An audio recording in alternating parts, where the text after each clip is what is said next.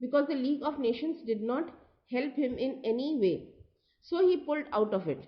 Then again, according to the Treaty of Versailles, Rhineland they had to leave, which again he occupied. See this is the Rhineland here, which Hitler again occupied, which you can see in your map if you have the book. Then he started rebuilding his army, and he came up with the slogan "One Nation, One Leader," and means that a nation could not have very many people, only Hitler was the leader, and Hitler would only rule the country. Thank you. Good morning, children. Yesterday we studied about how after the First World War things changed in Germany and how Nazism came into being after the failure of the democratic government. Now, for that mainly the Treaty of Versailles was responsible. Today we will study about the rise of Hitler. Hitler had a very powerful personality. Hitler was born in a very poor family in Austria, and most of his young days, his youth, was spent in poverty. And during the First World War, he enrolled himself in the army. That time he was a messenger boy, means the DRs, the dispatch riders who carry messages from one regiment to another. Slowly, slowly, he became a corporal, and later on, for his bravery, he earned medals. After the German defeat in the Second World War, he too was shocked and horrified, and he could not accept that defeat, and he also joined the National Socialist German Workers' Party, which later on became the Nazi Party.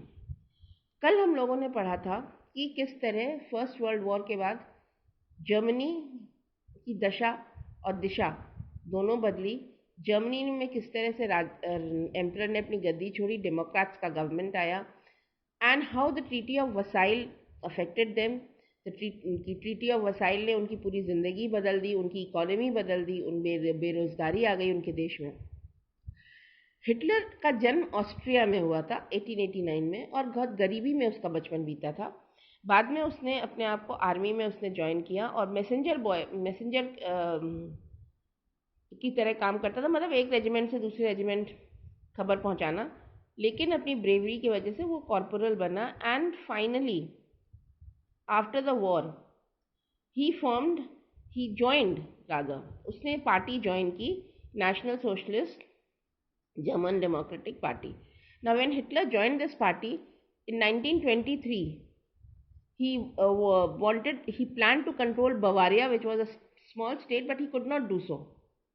वो Bavaria को control करना चाहता था. एक उसने वो तख्ता पलटने की कोशिश की थी वहाँ पे, लेकिन वो पकड़ा गया, लेकिन छोड़ भी दिया गया था उसको.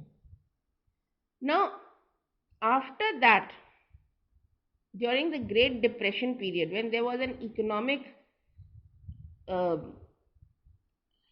failure in Germany, rather, economic chaos, at that time he started building the Nazi party, and he started the propaganda.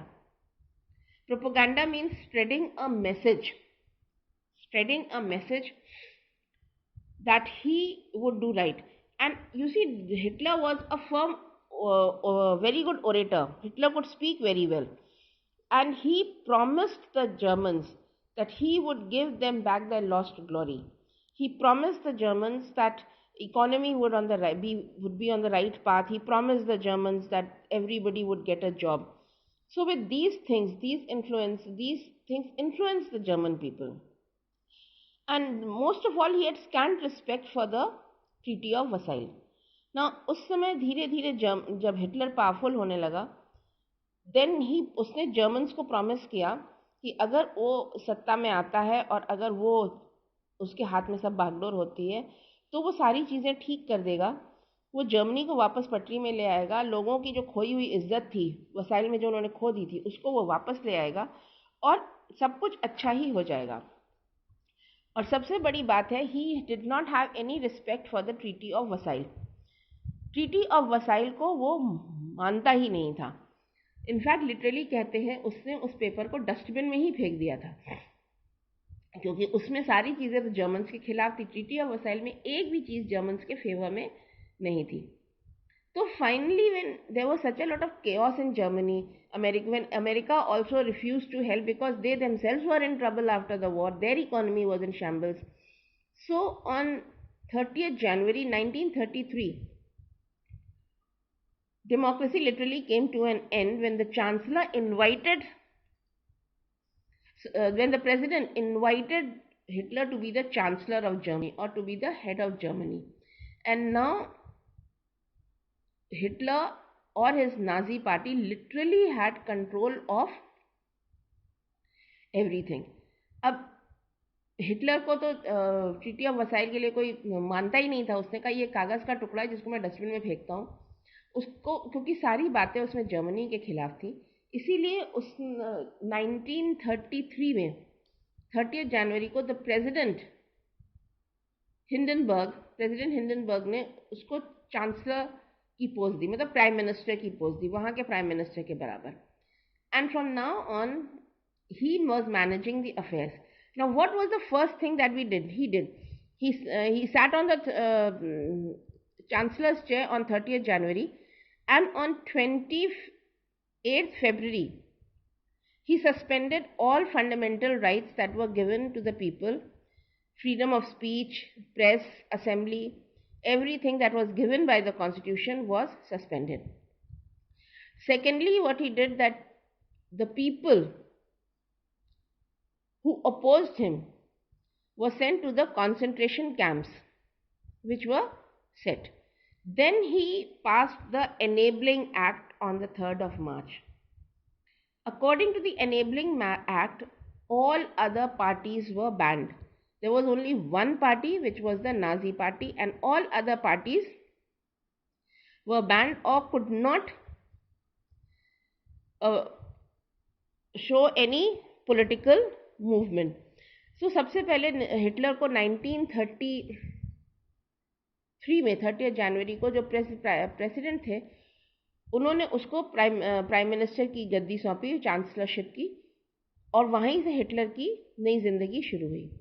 सबसे पहला काम जो हिटलर ने ये किया कि उसने 28 फरवरी 1933 में सारे सिविक राइट्स, मतलब फंडामेंटल राइट्स जितने भी वीमर कॉन्स्टिट्यूशन ने लोगों को दिए थे, सब सस्पेंड कर दी. फ्रीडम ऑफ स्पीच खत्म कर दी, प्रेस खत्म कर दिया, असेंबली खत्म कर दी, लोग एक जगह इकट्ठा नहीं हो सकते थे, आज़ादी पूरी तरह से खत्म कर दी.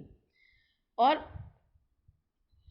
जो भी लोग कम्युनिस्ट उसका खिलाफत करते थे, उन सबको उसने कॉन्सेंट्रेशन कैंप्स में भेज दिया. उसके बाद सबसे बड़ा और मेन मूव था उसका, वो था 3 मार्च 1933 में उसने एनेबलिंग एक्ट पास किया. वो एनेबलिंग एक्ट ये था कि सिर्फ नाजी पार्टी, जो हिटलर की पार्टी थी, वो उसको मान्यता थी, और बाकी सारी पार्टियों को उसने बैन कर दिया था. कोई भी पार्टी अब अपने व्यूज़ नहीं रख सकती थी.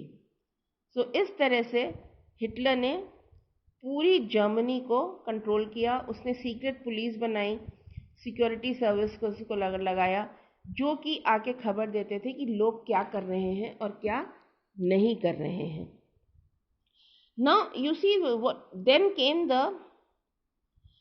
his propaganda of reconstructing the German Empire. First of all, he pulled out of the League of Nations because the League of Nations did not help him at all. Though the making of the League of Nations was the last clause of the Treaty of Versailles, he got out of it because the League of Nations